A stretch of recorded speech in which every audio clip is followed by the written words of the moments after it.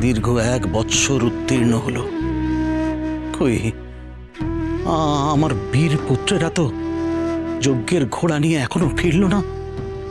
মহারাজ, 1 বছর অতিক্রান্ত হলে কিন্তু আপনার যজ্ঞ বিফলে যাবে।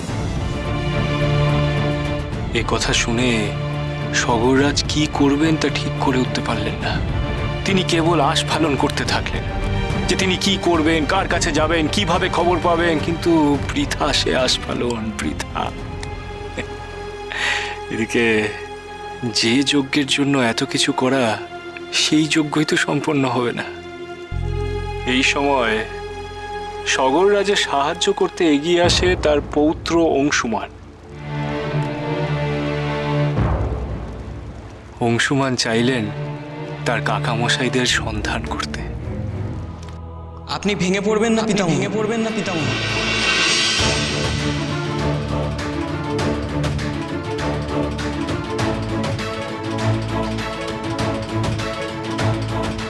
আমি তো আছি পিতামহ, আমি যাব আমার কাকামশাইদের সন্ধান করতে। আমি তাদের ঠিক খুঁজে নিয়ে আসব। না না, তা কি করে হয়? এ সম্ভব নয়। কেন সম্ভব নয়? আমি ওই বংশের সন্তান, বীরত্বে, শৌর্যে, বীর্যে আমিও কিছুতে কম নই। না অংশুমান, না। তোমার তো জীবনে এখনো কোনো অভিজ্ঞতাই হয়নি। না না, আমি তোমাকে অনুমতি দিতে পারি না।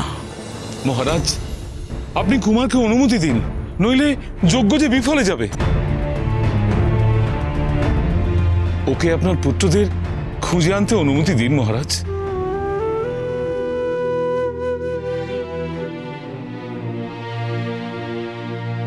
বেশ, তবে তাই হোক।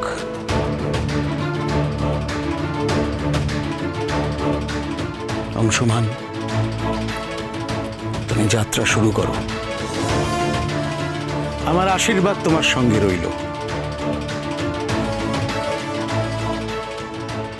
অংশুমান তার কাকাদের পথ অনুসরণ করতে করতে এগিয়ে চলল, এবং এই যাত্রা করতে করতে একদিন সে এসে উপস্থিত হলো কপিল মুনির আশ্রমে। তারপর কি হলো ঠাকুর? তারপর কপিল মুনির আশ্রমে সেই ঘোড়াকে দেখেই তো অংশুমান চমকে ওঠে। সে তো সেই ঘোড়াকে দেখেই চিনতে পারে। সে বলে, এই তো সেই 100তম অশ্বমেধ যজ্ঞের ঘোড়া। কিন্তু অংশুমান দেখে যে ঠিক আশ্রমের বাইরে কপিল মুনি ধ্যানমগ্ন। এই দেখে সে দাঁড়িয়ে পড়ে সেখানে, মনে মনে ভাবতে থাকে যে কপিল মুনির ধ্যান ভঙ্গ করা কি সমীচীন কাজ হবে? তারপর কি হলো রে? অংশুমান কি করবে বুঝতে না পেরে ইতস্তত বোধ করতে থাকে, এবং তা বুঝতে পেরে কপিল মুনি তার ধ্যান ভঙ্গ করে চোখ খুলে তাকান। তখন অংশুমান প্রথমেই কপিল মুনিকে প্রণাম জানায় এবং তারপরে তার কাছে ক্ষমা চায় তার ধ্যান ভঙ্গ করবার জন্য। কিন্তু কপিল মুনি জানান যে তিনি তার অন্তর্দৃষ্টি দিয়ে অংশুমানের উপস্থিতি আগেই অনুভব করেছিলেন, তাই এতে তার কোনো দোষ নেই। কপিল মুনি তার মানে প্রসন্ন হলেন? তারপর কি হলো?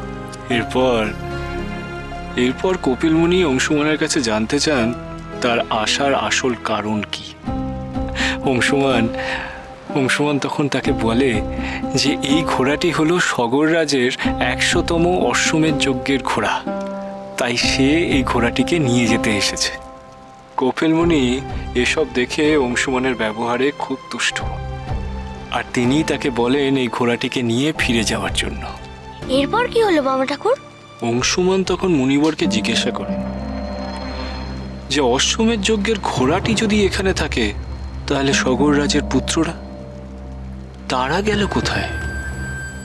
কপিল মুনি তখন বলে, দেখবে, তবে এসো আমার সাথে। এই বলে কপিল মুনি অংশুমানকে এক বিশেষ স্থানে নিয়ে যায়।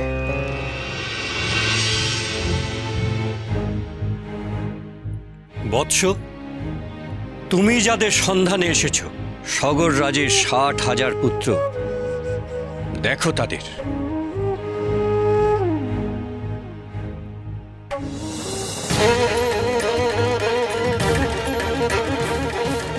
মুনিবর, কোথায় আমার পরম আত্মীয় কাকামশাইগণ? এখানে তো চারিদিকে আগুনে পুড়ে ছাই হওয়া নিদর্শন ছড়িয়ে রয়েছে। ভালো করে অবলোকন করো বৎস অংশুমান। কি দেখছো?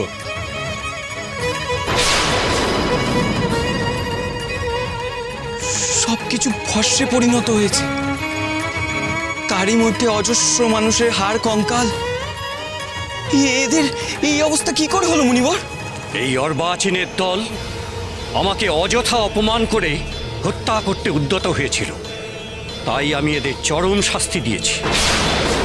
আমার শক্তির তেজের আগুনে এরা ভস্মীভূত হয়েছে। হে মুনিবর,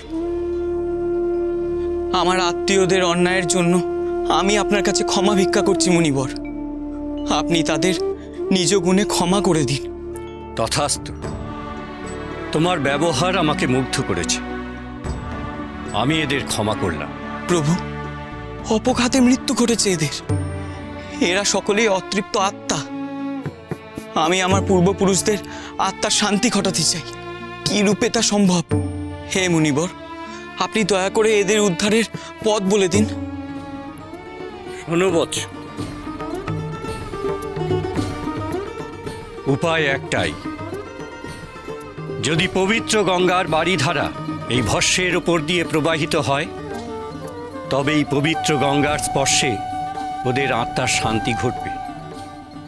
তুমি পবিত্র গঙ্গাকে স্বর্গ হতে মর্তে আনার ব্যবস্থা করো। প্রণাম মুনিবর, আমি অবশ্যই গঙ্গা দেবীকে মর্তে আনার জন্য সচেষ্ট হব। এবার আমাকে অনুমতি দিন, আমি ওই যজ্ঞের ঘোড়াকে নিয়ে ফিরে যাই আপন রাজ্যে।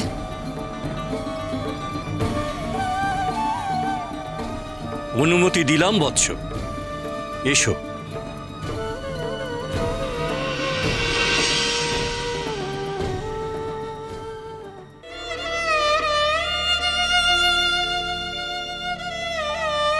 পিতামহ, শান্ত হন, এত ভেঙে পড়বেন না। কি বলছো অংশুমান? শান্ত হব কি করে? আমার 60,000 পুত্র ভস্মীভূত হয়ে গেল। এই কষ্ট আমার কমবে কি করে বলতে পারো?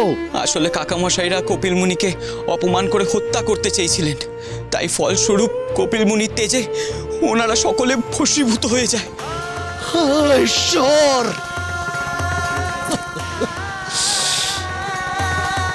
এত বড় নির্বোধ তারা যে মুনিবরের সঙ্গে হেন আচরণ করতে গেল। এখন এখন আমি কি করব? কি করব আমি?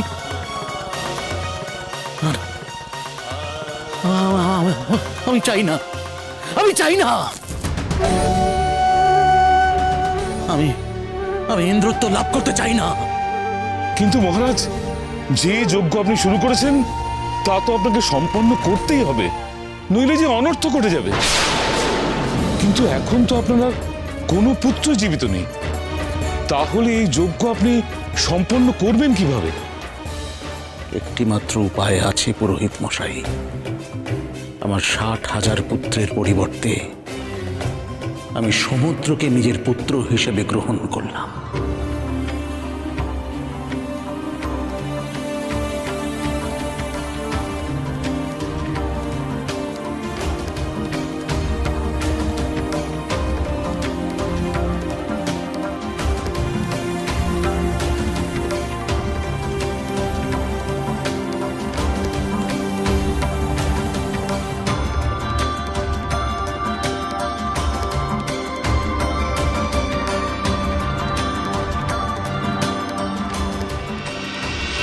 বাবা, তাহলে সগর রাজের পুত্র মুক্তি পেল কি করে?